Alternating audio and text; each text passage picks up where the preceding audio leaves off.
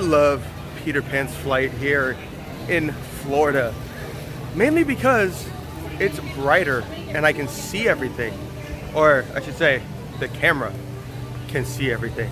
In Disneyland, everything's kind of dark.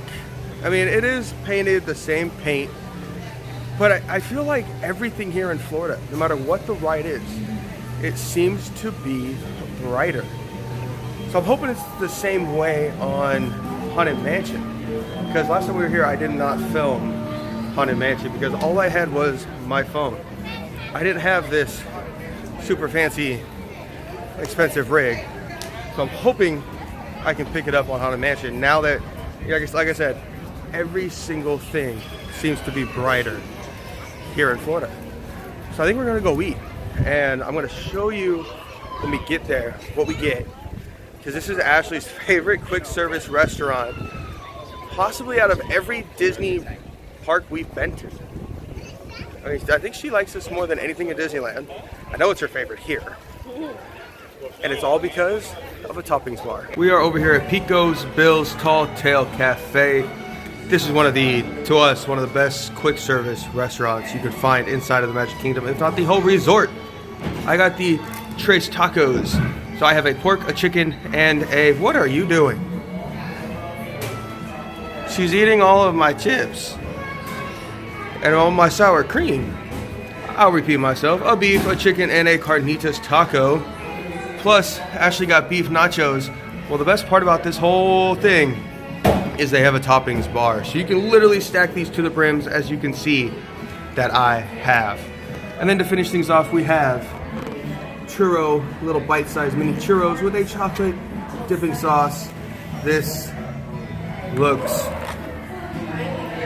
amazing. Those tacos were so good, except they were really, really messy. And if you really want to stay clean, don't get beef. I ate the first two, the chicken and carnitas tacos, no mess at all. I picked up the beef, and there's just taco seasoning and grease all over the bottom. So be warned, beef tacos are extremely messy, but all three were really, really good. And what made them even better was the toppings bar. The toppings bar, you can put anything you want on them, as high as you want it. You saw how stacked I had my tacos. And Ashley, she's still working on the nachos. I have a feeling anytime now she's gonna tap out and I'm going to have to take over. But they taste good, just really, really messy. I stack these to the fullest. Me and topping bars, I just go bananas. So lunch was amazing, but I have a quick question for all of the Disney World aficionados. Is pin trade, what are you doing? Is pin trading really big over here? Because we just saw a line for a pin trading board / post. What?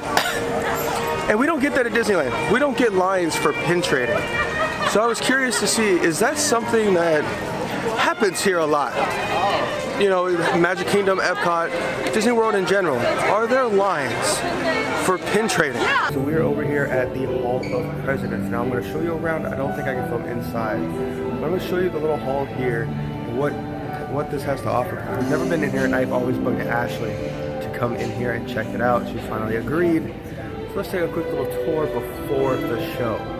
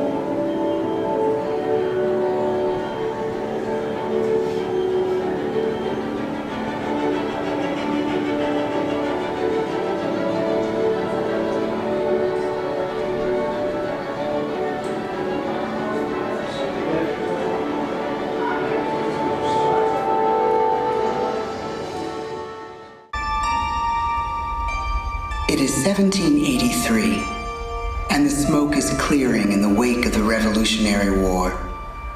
Over the course of 8 grinding years, General George Washington has led a force of shopkeepers, farmers, and Native American allies to victory over the greatest military power in the world.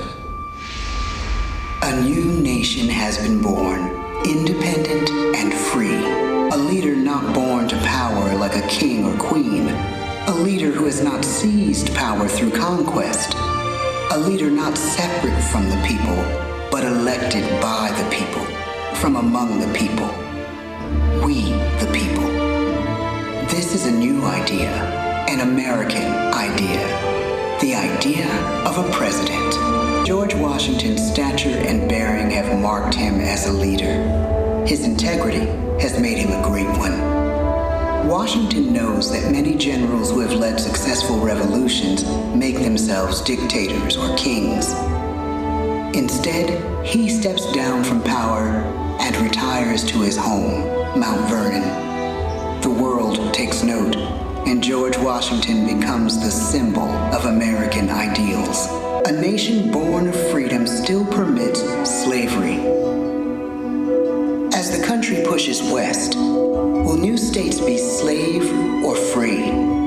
The question produces bitter conflict. The issue rocks the election of 1860 and brings Abraham Lincoln onto the national stage. His early years were scarred by tragedy, the death of his mother, his sister, his first love. He struggles with depression, but never loses his determination to rise above it. He once said he's driven by a desire to leave the world a little better place for having lived in it. 77 years ago, our fathers brought forth on this continent a new nation, conceived in liberty and dedicated to the proposition that all men are created equal. We need presidents who can lead both at home and abroad. At the same time, a young Theodore Roosevelt is retreating from New York politics and personal tragedy. The death of his wife and his mother on the same day in the same house. Teddy Roosevelt is a knight on a crusade. He speaks with force and vitality in clear terms that make colorful headlines at a time when mass market newspapers have become the new media. To define his foreign policy, he borrows a phrase from an African proverb. Speak softly and carry a big stick. The world changes. The country changes. And yet, in one sense, what we need most from our presidents has never changed. A guiding vision that calls forth the best that America can be. Ask not what your country can do for you. Ask what you can do for your country. Mr. Gorbachev, tear down this wall. You have lost too much, but you have certainly not lost America.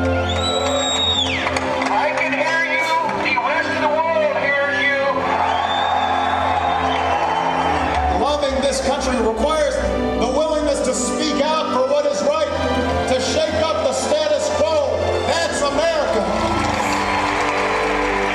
Our presidency is no longer just an idea. It is an idea with a proud history. Ladies and gentlemen, the presidents of the United States of America.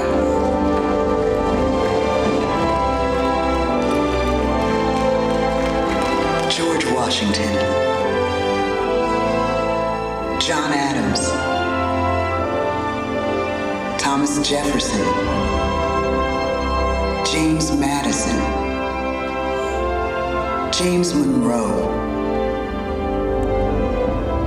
John Quincy Adams, Abraham Lincoln, John F. Kennedy, Ronald Reagan, Bill Clinton, George W. Bush, Barack Obama. I, Donald John Trump, do solemnly swear that I will faithfully execute the office of President of the United States and will, to the best of my ability, preserve, protect, and defend the Constitution of the United States. So help me God. Well, that was a cute little show. A little long-winded, but it was a cute show. The biggest thing, or the biggest takeaway that I get from it is the fact that they had 2 security officers in there to make sure people don't react poorly or inappropriately to the orange man, Donald Trump. But it's very factual. I really enjoyed the video presentation.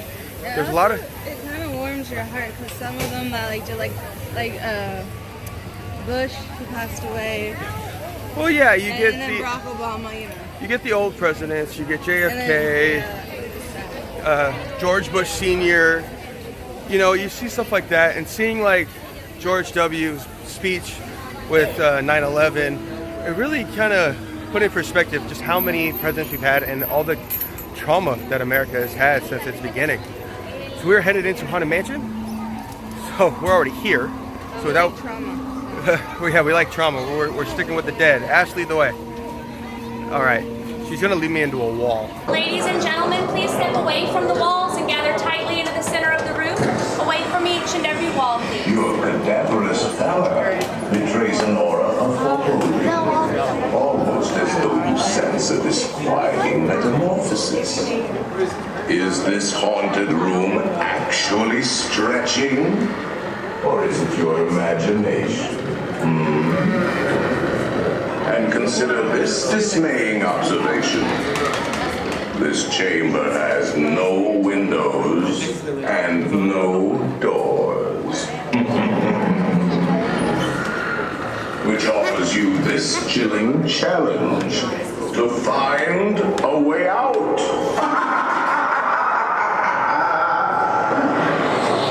Of course, there's always my way.